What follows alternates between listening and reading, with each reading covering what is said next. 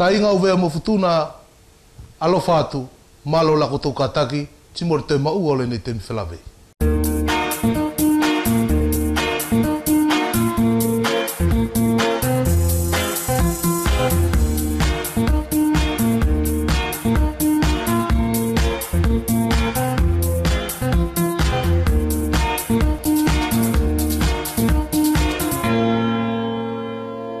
Ka inga ki le noanga o le whakawhalawe le ne tātou, urua kwhai mua e toi avatu ala whakaapa-apa mo whakamalo kia koutou furi mo matamai le ne awhiawhi malo le noanga o le kātaki, ti mo le toe whakatasi mai ki ro tātou temi, whelawei masani le ne. Kua kakumai le noanga o le whakawhalawe ki le emisio le ne tātou o le talanoa, ki o tātou la I futuna nei, ko le lua atu le nei o na whaiwhaitakianga, ti e amanaki mo moko le loto ke whai o soko o taluai. Korona no angari ka inga I mua o le whaksoko o le temi whelawe le neo tātou aria katou masau ai ki le tosilao whakatasi mo se urumatua na whakawhi mai ki le nei a le awhiawhila e tuku atu mua le nei le whalongo na whaksoko I futuna nei timo taina tamole o winga timo koloa le nei tātou ko le moelanga lona whasinga ngā oi e futuna nei timo lona whasinga aonga ale I e matala mai aonga ki le mauri whakalot whale te aonga ki le mauri whakawhenua ria o tātou e tau whakatasi ki ai Timo Luisa Niuhina il whakolo vai sei il puleanga sa usinga.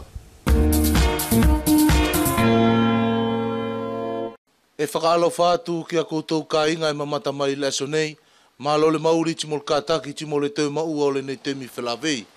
Ka inga kua kaku mai le no angari o le eva atu I futuna nei, ki le palo kia le neo tātou singawe nei, I e tau whakatasi atu nei I le whakolo vai sei, I le ka inga o le tinana le nei e tona atu I oktafa a Luisa Niuhina. Ko le mauinga tā whito le nei a le tau whelawei, ka tau masau ai kini iki atu a ngā oi anga whakafutuna, ko I anga whai a la tau ko whawhine o te minei o tata awhi mai me tupuanga kua pupuri atu. A le ngā oi anga le nei ka tau masau ki ai, a li whai ko tau tio mai ka inga, ko le lalanga. Luisa e whakamalo atu, malo whai a lau mauri, lau kataki whai, timo lau anga whoki o tari mari a le nei temi whelawei. Io malo a porsio al maori o fraki ki potu o tamole aia. Mo whaakata ki whoki le ne pompongi uso. Luisa, ko le nei a le ngā oi a ngā koutou whawhinera, a le lalanga. E mawhaila ke anga mua o kamatamai mua as whakamatala, pe ko le alo na mauinga tā whito I o tauala. Io malo a polo. Ko le ano anga lo ngā oi anga le nei ki ko le lalanga, a mātou ko whawhine o le whenua o tātou. Ko moelanga e mauinga ia ki potu o tātou anga I whenua. E aonga ki kaunga e soko mai ki o tātou whamiri I potu e tonu. Ke tō tuu ano ki ai, tō tuu o tō moelanga o anam tātou. Ko le anga ia mauri e tātou, whawhutuna me temi me mua. Malo, Luisa. Luisa tikire nei a le nofola loa, ko koe le kau ki ala tō ko whawhine o singawe, kua lo ina mai ko koe ko whawhine lalanga. I lau maua tūla mo le fualo o le whaksoko ngā oi ko whasinga lalanga I fia e ke poto I lona whaksoko. Malo a polo ko le ano anga o lok mauri, na kau au o kamata atu a le tio ki lalanga o lok tinana, tsun ka anga o whaitaki tali kau roto kau anga iloa. Ko le lalanga le nei e tio ko ruki ai, ko ia e moelanga liriki, te ia e moelanga tupapata, e ia e mole kapatasi, te ia e lomo ngā sapsapa. Pasinga ano anga na o le lalanga ana e bete atu wau ki kolua. Kone I whasinga lalanga kese ke masau ki eila. E ave furi la tau ki ne ngā ne e lua na ke patimeki e kamatala, ki ne whakawhenua la. Tshwela ki e whai mula kau ngā la whakawhamiri e sokola. Kau ngā tātou e soko mai e aunki e sapsapa, whaki motu papata. E ave aia tari aunga ki whariki, ke au o tau ka ingala o tontona mai ki ai.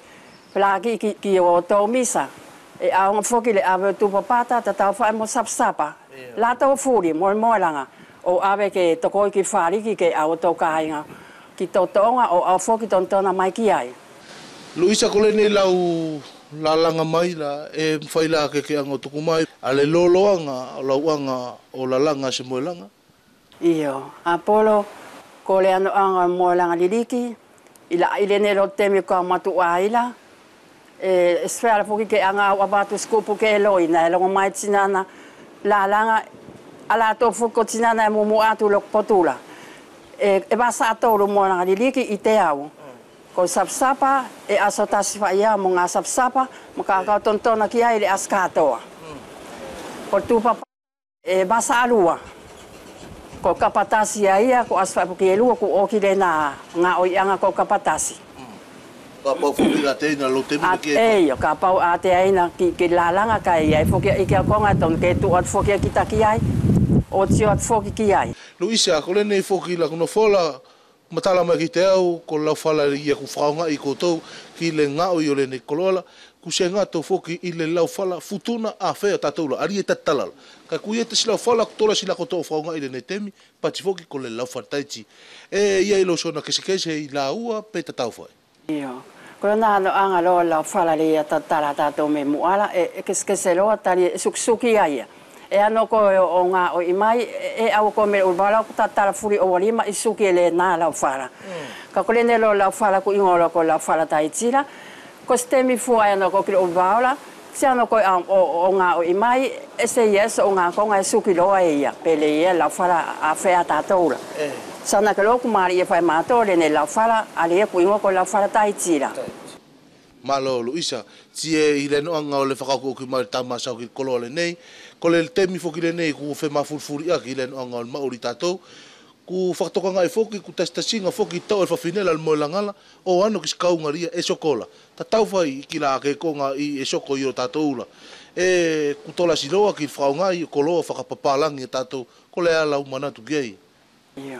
a poro ko konga le na e tonu tai ko le ne te mira e laktitio tu maori le ne lakanga ku to fa e kita kolo le ya papalangi le ta sana ke ku maua e kita ti fi mari la kita anga mau mai to e kita o ana mo kita ki ka ngale ku soko lo kita a family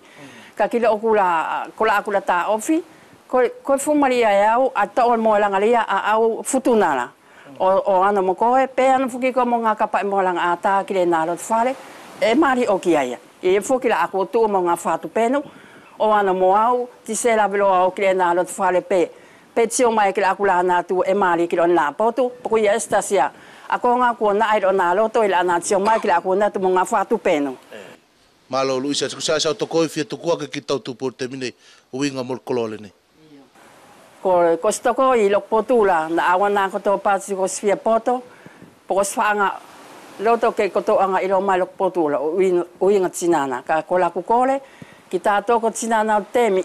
ke to anga soko atu nenga o anga tausi ki to puna mo to tinana plaki ki to fana makupuna e ton ke lo to a o ton tona mai o tio ke nenga o anga ki soko le ma ori stemi pupuri atu ai mato whakamalo atu Luisa ki reno anga o le tari mari o le nei a temi whelave manu ia whai mor soko atu o lo Maori whelake e whai timor whaksoko o lo whai whafulu mari e le nei ku tama sau ki ai ko ia ka inga katoko le nā le lalanga ale fia masau atu whakataya si moko tōgi la so nei tau tūpu o temi nei mana tui ka kefi futuna foki toltona o lalanga sau moelanga ko ma poloke atu mo Luisa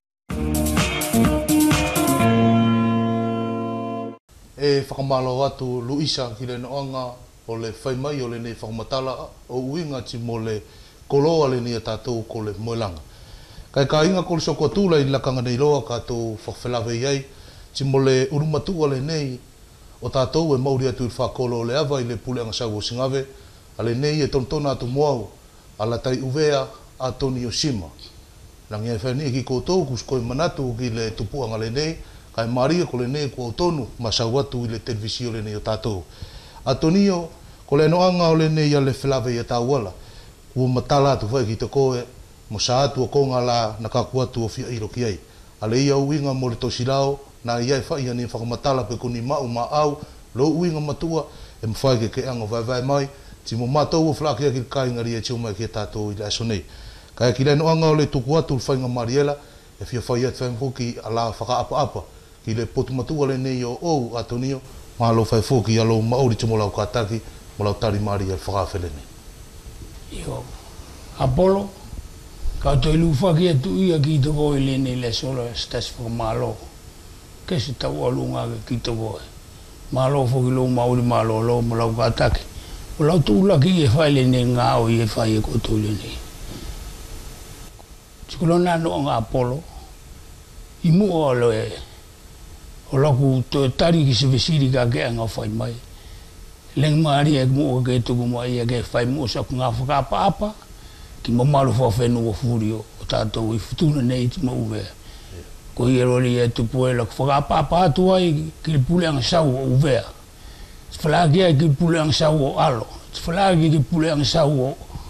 Singawenei.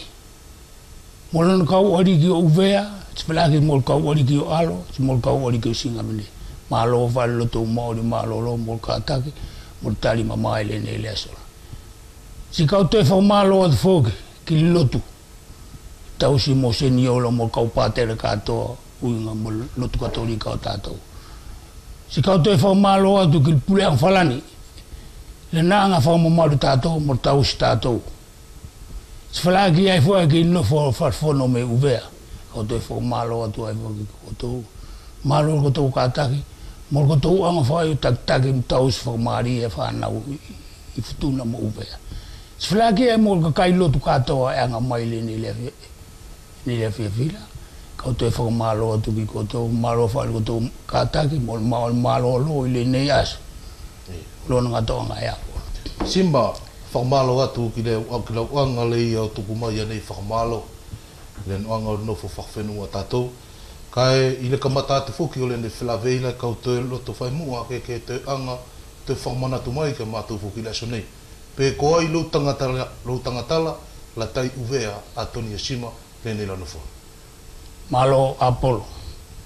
Siko le nonga Apollo ne au ke whawesiri mai ki te uinga moau. Ko au atonio la tai uvea. Ko au o whanau ngā mātou o whātau whā. Ti tamana mātou ki tangata uvea. O soane, ului la tai uvea. Me whara leu. Si tiniana lau mātou ki whawhine ku telesia whakatika. Si kona whanau ngā mātou le mtoto whā e mu o lok tunga ane kulusia. Tūlanga luau, au atonio,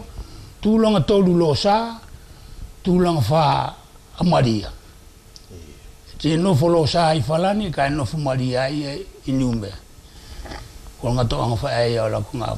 mauatu e Apollo ki lea noanga o whamiri o mātou. Malo Simba.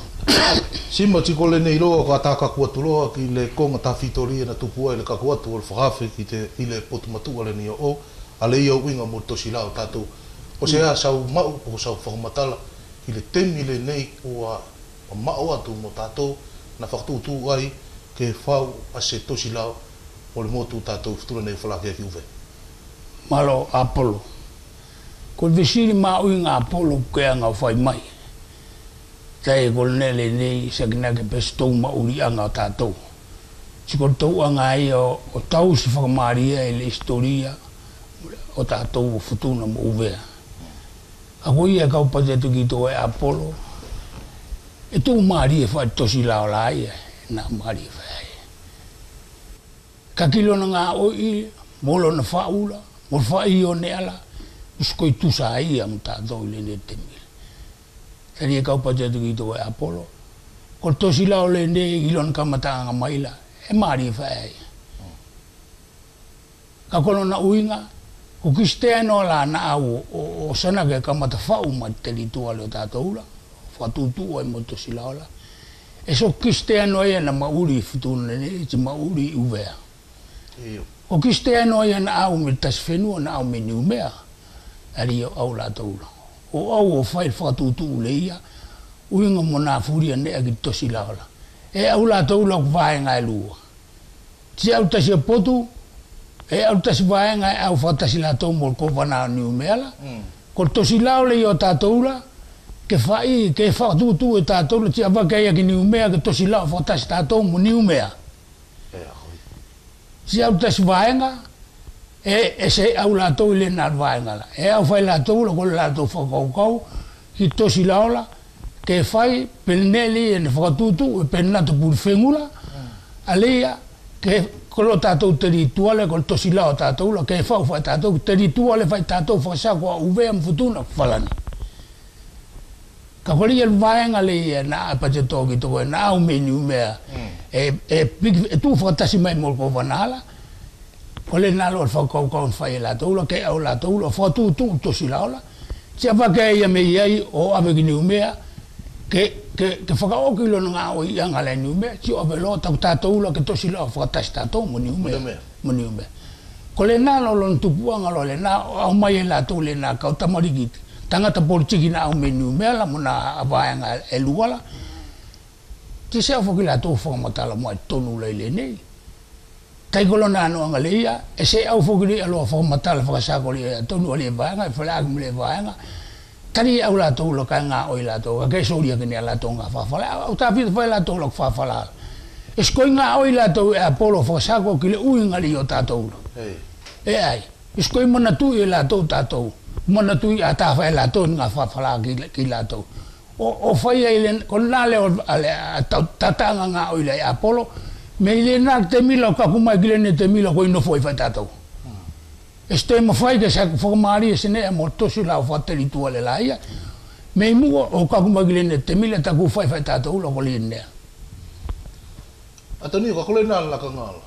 na ku matala fenuala ki na vai nga lu ke pati me geila es matala fenuala ia ni la vaenga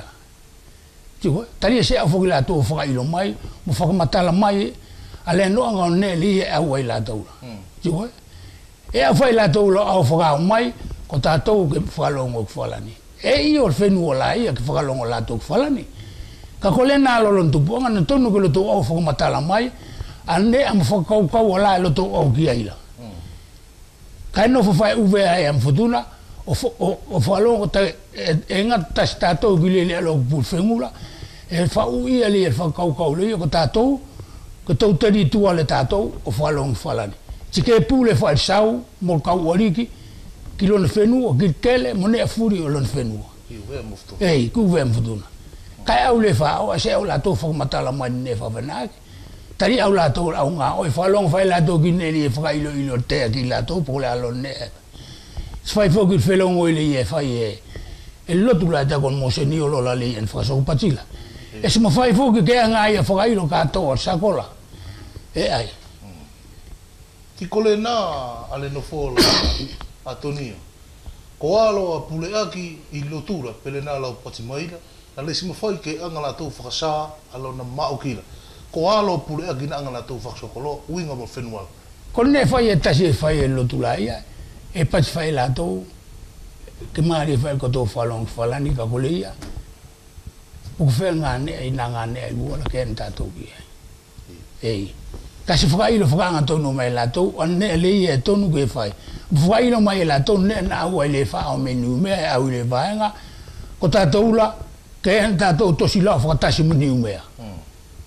si ko le fai lo ia le nane ka kolia fa o a gele ia na se au le na vaenga la e se mana tu la to ki na ne ala ke to si la fa ta si la to ta to mo ni ume e mana tu la to ki le ne tu ai pu fengula ti kole na le no fo ko vai nga lua a toni o le na la kanga na ia ni mo veu ko ni fa nga ta ia na tau mo tato anga la pe tato ftuna nei Apolo e ka upati tu ki to ta na ka no fo na de milo ku la si au tanga ta au te u bo ku ta ka ita fa na ye ne veveli la si so con na temila na ye ne veveli so tana la si ya ne ko bu su nga fa ile nei ku fai vai vai nga vai ku ku eta si ka kai o le ava monuku e ta afila to mo la ka kaila won la to ka mo mo la ka kailo tamate ne a fenua sfela ki ye fo ka kai ne fenua la e la to o tu me kola si ai ki fenua me kola e au tu o tu ku nei fa fela ki no con ne ai an so quel temilen fetamate a ki fenua la e to fela to veri a ki lo fenua la o tupu ko la to na au mo na ane e lu na au mo la to e se au la to o vete ki fa nga to nu lela mo kol ke le to fe al fan formari en fa tasi fa long po fe ne lo to ki ai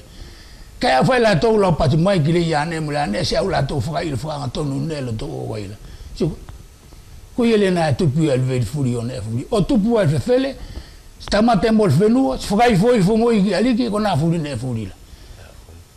Sina whakasoko e mortasia e Apollo ile nā te mila, i le whakolo ko le awala. Ko whenua le ia kusko e whiana whakalongo ki sau mo ka ori kila, tia ia ne na ingoa ia, ko turu a koma. Na ia te se potu api ia na ano mi ai, o ki a kene nā nela, ko taswheri a potu kua nela, kua nlato o tosi, ko turu a koma lato, kusko i whakalongo lato ki sau mo ska ori ki, whakalongo ata lato ki whalani. O sakinake kon ne aia ke sao whaki lato, ke au stoi tamate lato. Kon nalo ane, veveri e pate tō ki toko, ane soko e nā te mila. Tiku whea ki role na whenua le ni te mila. Koe tū e whai lato iai? Koe tū whai iai, ka kole ia la. Kui ai lona fulusi e teri tua le, la molpule anga le ni te mila. Tai kon nā whoki te mila i futuna nei le nā neala. Ka pau e tonu ku koe ka avanga. Si tonu ke ano koe o kolo avanga e whata. E ulua ke ave mua ai ala meri. E se whakatapu o kilo tula ulua ke. E ave mua koe la meri. Ka o kilo la meri la ia. So whakatanga mai ke ano koe whatapu kilo tula. Ta kuno fo koe la. Kune ya. Kutanga ta falani e koe. Sika pau e avanga koe mostanga mosta ine futuna. Ka lese esturua koe mai. Sika mau alo ka piki ia ia ki turua koe mai. Kukuna aia kune falani. Ka kile ni te mila kusko i ta kuno whatatou le ni te mila kuno whatatou lo te whakalaka atu whatatou tua ko mala whatuna nei mo uvea kuno whatatou le ni te mila ko neli en tau pati i tatou ko tiri te eko ia kuno whalo tatou le iai Si bai whakapalo atu kile no anga o le whataktari ale nei whai e toko atu ale no anga o le fia ilo ki le konga le nei e tā masau ki ai E kau fi ilo tula ki le takaanga o le sau mo le kau ariki i le nā lakangana pena iai e si tio mana tō ki le nā le maweu ua nofo mo tātou kakai whakalongo a lātou i le nā lakangana. Sikoe, kono nā nonga whoki a Apollo, e maari e whai a aloa ia, si maari se le lewe tōki, ue kau singa me nei. Ko le nā nonga whoki o si tio whoki a ia mar sau mo le kau ariki, te vei koe ki whoki a la whai mele ia tangata o whamiri saula, o whamiri arikila. Kuana whea ngai mai ki te iala. Kusko ilo ela, si whakai whoa ke whai e saula ia lei arikile a nea. Ska nea la tuku au la tō mea i o whakai fustasi arikilo tō o ngā neri e no whuari saula. Tuku e kona alo a nea la. Kusko ilo i e li elo tangata e saula saan puleake. I saan whakau. Tusko ilo i fufu fai e ko ki temi na fai alvusung on tamate mai e nei whakolo ko lea wamanukula. Lau mai nea lau kakumakile ni ngā nea lai wharsinga nei. Alvusung ala. Nā i fua ki whana me uta i fua ki whatusi mai, si mo vete whenua ala.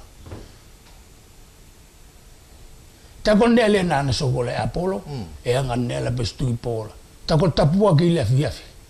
Ko tukua ki le tapua ki le mau fai whatok whaa. Whenua o le awa ne tapuake. Se la tō furi mala ma na whakolo me kola la kau ia mo iki nuku mo le awa ne tamat sale mai o na whai kiste ano. Kakwhea, kolena la kangala e sima. Ko ai el patele e ngā oitonu i o tātou le whtuna nei? Patelo sio. Paki e fok patelo sio i e de kole mo tokoi. Ka ilo ia kol wha ulu le whtuna le whai kiste ai. Whaingata ai. E kole mai matu patela i e no whenua tātou lai. Tari e whai kese e tō atamai. Siko ia e ki tangata, ko matutua, e mau o mai. I leo mai le i o lvusunga la kai natu i lamtua. E sfulu o le nā matua, sfando e o nā i lalo ka takawhia i. O kau sopo whai mo seni o lo lai o no, o tu i anunga o tapono. Se mo whai a mawetu e whenua lai, au o siki mai ki ni kai.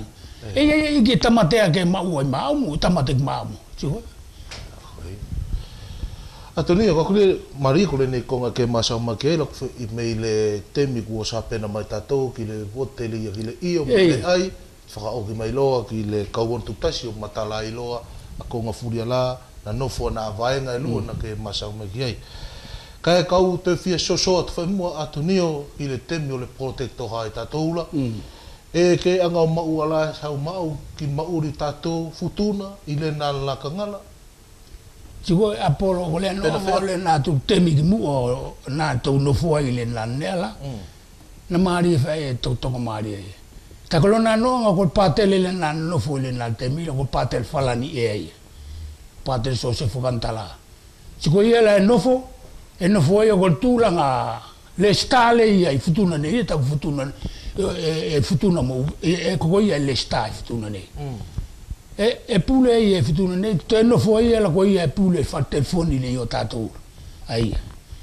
le smo fai asene ke fai fa so ko fala ke meitai kai no fo na temina no fo mona nela ke to tu futuna ne iteia tari nga la ka pote de gito ko temi o taula o temi o taula o na lo temi le na fa so ko le na tauna awai amerika guvela na pati ai ki fenuala se go ia se lo to ia ke au amerika futuna ne espatia ko fenua makeke si fa fala ia si ma fai le au ngao ia ala futuna ne ka ke lo to ngala esmari se tu sa ia mol mauri fa cristiano rio tatoula tari ka pau te fa sa ko padele ka pau au la to me ila ka fi au lo la to lo la lo fale no fo ko montagne rigi molo abanga yai tinat fa la to me yo to fa ma ke lo abanga to tane gi lo no la to chuko Stefano felo ngo ila to ko le anga ia ko ye lo pa je padele ko nele na se lo to ia ki ai Maria fai ke tuku fakala kala to o anu ki uve no fai adula ko tem fai le ga longo kuilo ia ga awa e fu fakalele ko tem me mate furi malam tai ki se uile fitu nei tap tang furi ke mate ka tu fa pori atar fenu ko le nga ia a le na alon takile na temila pate so se fukantala chiko ko ia ko pate le la foki e pikitu ma fa ia mo sau mo ka wori tadi tau su fa ia mo sau lo mo ariki lai yo ona lai sau e fa ka va tu ma wa esful kon ne ta si to ko ia ki arikila ke to ko nga fa mari ki ko to tau si ia al kakai ko to fa kolo no ko kakai le na ko to fa kolo ko kakai le atua au su to ana tau si fa bel na ga pa u sala fa la tau si pero sta stu ki po pero sta kai a Skole anga sala le na ka mo go iai. Ako le na ali ki tau si ia ka ila. Piki e fu ko to ia. Skole ana fogi ne, tiko te ko ta sita te mile na ko te mia ia ko no fo pulang pitani ai ita tola. Na ia ale pitani ia ko sale. No fo kolo le ko pipila. Mo matu ko vaka. Ka ne ai na o mai de. Te fogi le na tilo. Uno fo la to mo kele ala o. O tato o la to ke le mo ki tongi ko tonu lo na fai e pate so se fola ko ia le se lo tolo ai ki kelela ke sori tato ki pitania ki pitania la ka pa wes ke le mostasi ki pitania la sa o sa u le na tele lifu no do fumo musale o na ali e no funi ai furi ki mal na lifu o sa ulo ai e salela o sori nei el matu o mi ai go por tu china na o la to ko tu ane o china na le o telesia mala u tangata vakua sori lo ke le la ki tangata la ke no moi ka sa ulo ala ke le no vakala le na ke le no fo Emmanuel chimo ma o meliala e tas nga ke le tu fanno no potole ke sia le vala ki utala sa uma na ke le me ta ko to lu pitani e uno e se tari tu ku ki la to familia io se tari e che to ngi ke le e pitani ole anga ien fai ri es ne na e matala tu sa uma o sima ile na fa foki la kanga protectoral pe ko tato la to protectoral fakatasi mo ver pena ko na se ma uau se matala o te ko na no nga nes ma fai fo ke falongo tato ki uvea me ai io ai si ko le pa te togi to la na le sta fai tato I futuna ne ki pa te so se cantala si no fo ki uvea la ia lo la to le sta uvea e no fo la to tai ka no ko le e ko vana fa ta sta to furi ki ne ume ti so melo tau asi ma ki ka wono tu tasila ko tosila o lo tatu ka silo ki pepa tari e kuma ua ke loa I le kaulima tupuiva la le ka lauiva kaulima tupuiva na whai ai loa le nā le vote ki le io mo le aila o malolo ria ale tau loto ale iola ke tau te tua le flani i lau matala tulo ki le whakano le nā le tosila o tātoula na whea ki le whakamaoki tā whito ki ona whelongoi na io mo le ai i futuna nei mo tā whito pena whea ki alo na whaksoko la na whai whea i alo pena whai singa whenei e whakatau whatare ko nā noa ngā Apollo e se mawhai ke a mai whakatasi alo msinga whenei fua whelongoi tari e nofo koko sau e lua e o whai whelongoi singa whenei jia no whai whelongoi alo e whawhalaki ka kolona no ko na vai a vaenga e lua na na o menu bela ko tasi au vai la to yo lo to vaenga tasi au la to mo la to fa ko e vai le fa o menu bela mo fa ko le na ku au mo ko va na menu bela ke fa ma o ko ta to lo ke fa e fa to si la o fa ma o ki o ta to si la fa tasi le menu bela ka ki tasi fa o au la to le ai e se lo to la to ki ai e lo to la to la Koli ende li en whakau e purwhengu mo kuri mo tokela. Ke tosi lao whai tātou, ke whai lo whamāki tosi lao lai ko tātou. E teri tua le ke se whai uwe ai e whakatasi mwhutuna ki whalani, tireki ki whalani. Ko nalo nele na nene. Ka ki tasi ak whanga, ke en tātou ono whakatasi mori whaua menu mea. Ko yolo le na whakeskese ai. Ko le nalo le whamaoki le nā tosi lao tātou la sima i lao nofo le nei, e ke whimari e ki nei furi o na puane kua te i matala furi tātou e kakai whakalongo la ki ai mo nei foki o ngalape nei puane ke tio televisio mo la tio mo kakai whakalongo tau masau i foki e nei whetu kua o ke tula iki puane e pati e se loto whimari e ito sinau le loto loto ke whaisanga whaka tiutio ki ai Siko Apollo o nele o ke whakalawalawe mai ki ai la e ko puani fai ala se loto al fenu ki le ne mo ka wari ki le ne temila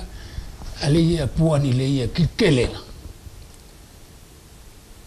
mo puani le ia ki le fa ma u anga fa fenu ala kona fa singala e fa mari ia fenu ala mo ko e tiskau fa mari ia tai e kolona no ka no fata to lo ka pule kele la ia ku pule ia se o mai me la ku pule ia me falfono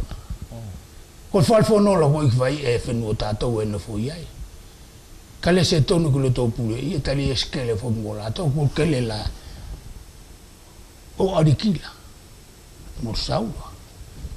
o la to ri e pule ia ka nele na e fa ia la do esko ia lo estu stono tari e tupu foki mele ne ka ona ka pacha tiki ai la na vela to ko tana tosi ne la ia mu na temile na fa ia tosi la ola na tosi ne la ia mu ala ile na temine felongo ia e pour faire mo kuri mo tokela ko le kele e pour le fa sa mo ka wali ki kele se fa tu mo fa ma u anga fa fenu ala to ia tu mari pour faire ia lo ta parte to muri se tu ona ne ke pule an saula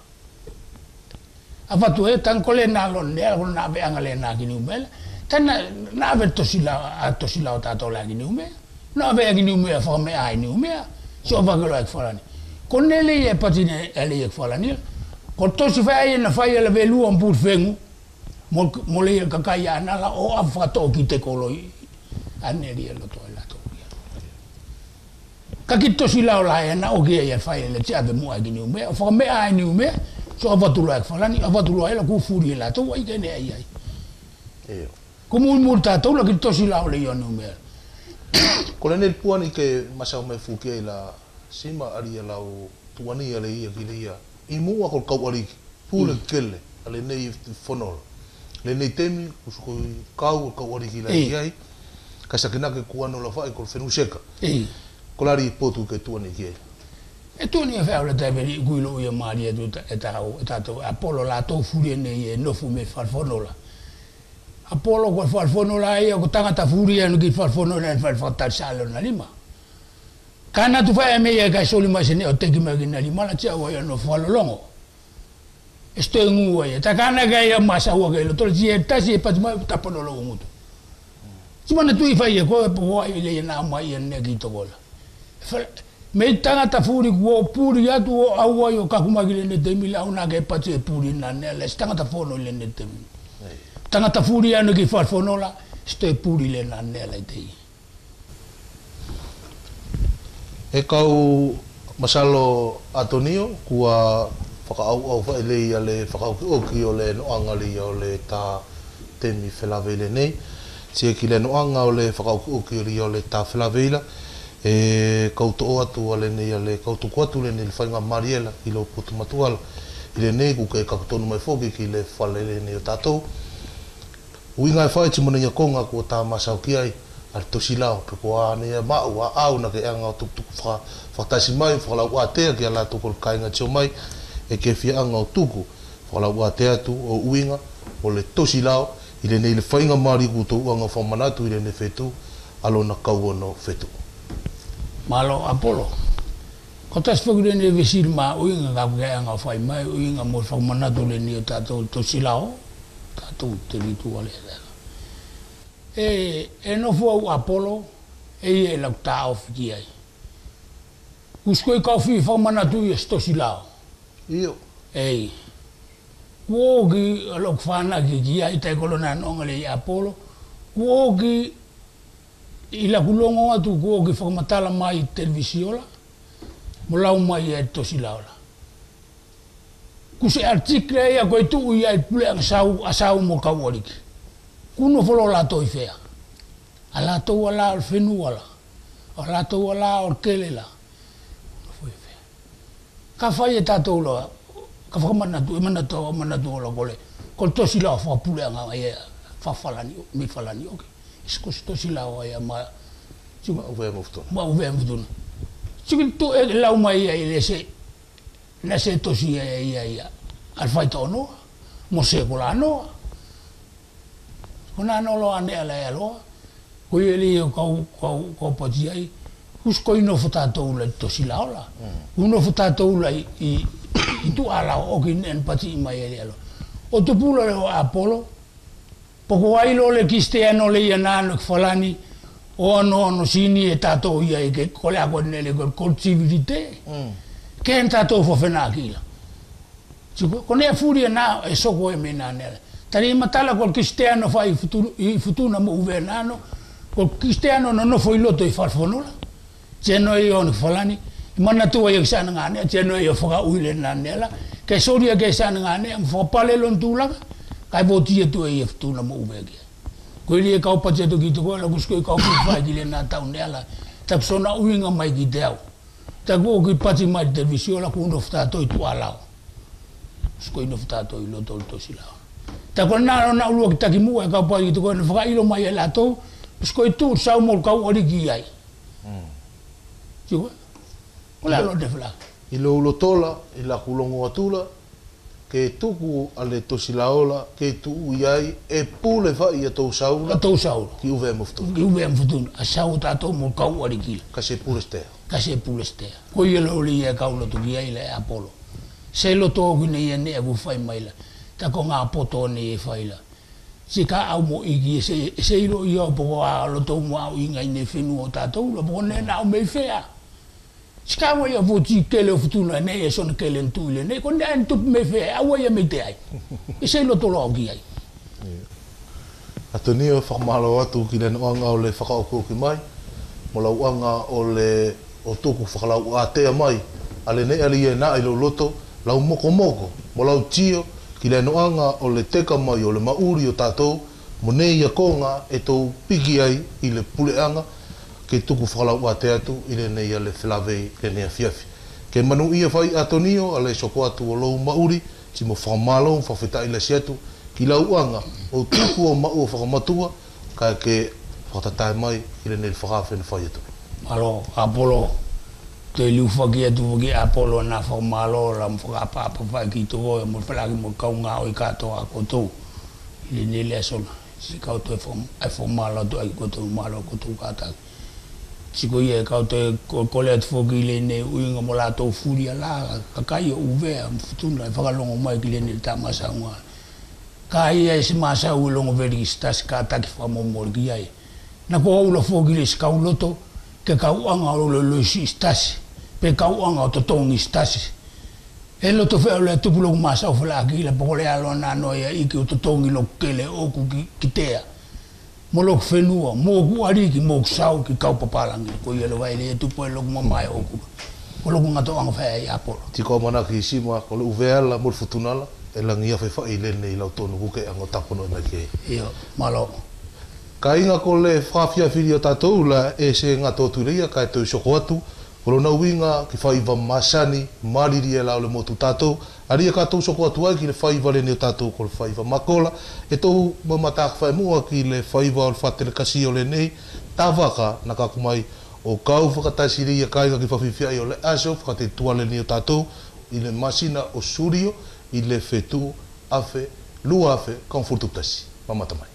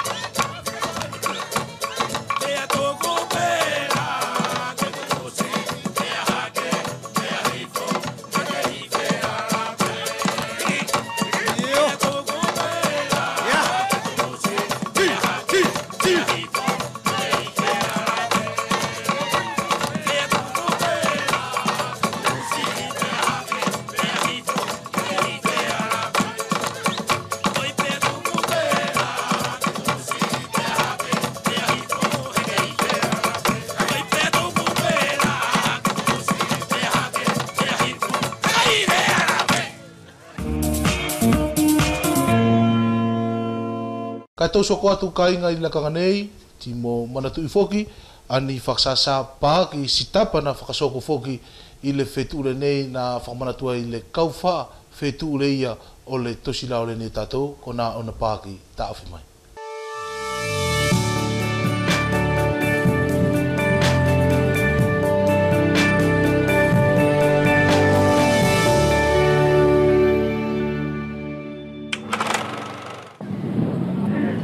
Revue des troupes, salut au drapeau des anciens combattants et militaires, salut également aux autorités coutumières, territoriales, religieuses et administratives présentes au Malais Santo-Soane. C'était là le prélude à la cérémonie du lever des couleurs présidée par le préfet Claude Pierret.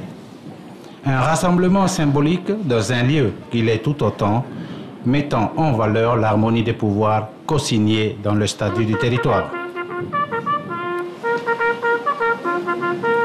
Présentez.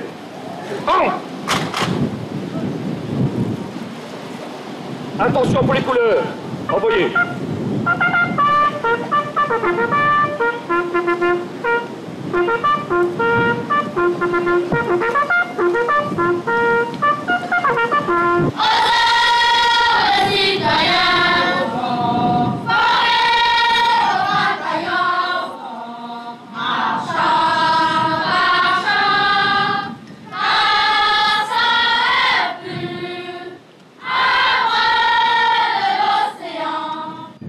Une première dans ces cérémonies du 14 juillet, des enfants des écoles ont lu les 17 articles de la Déclaration des droits de l'homme et du citoyen du 26 août 1789.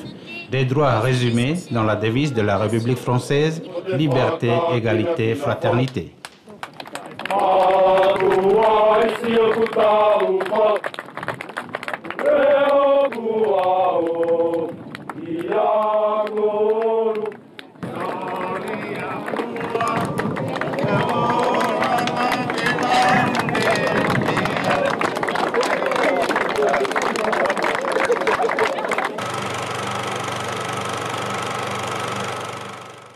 Kainga kai tau te whakatasi atu ki le tasi mai a whaiva tātou e whai alia ko le whaiva masolo. I le lakanga nei katou masolo whakatasi ai ti mo le wha masolo le nei e ingoa ko Vila Maria ko le wha masolo la ale nei kakai o le whakolo o Antonio Sima le nei tau whatasi moi ale nei le whewhila. Kai tā whita o la tau ko le kakai o le awa e mauri atu I Katonia ti ko lotou lau le nei ka lotou anga o sua I atu ko lotou lau whakawikiviki ki Vila Maria e whai.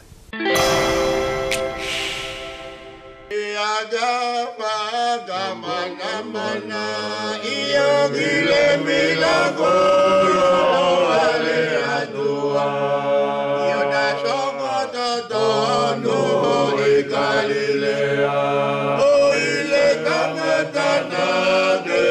miliona mata iyo maleva egito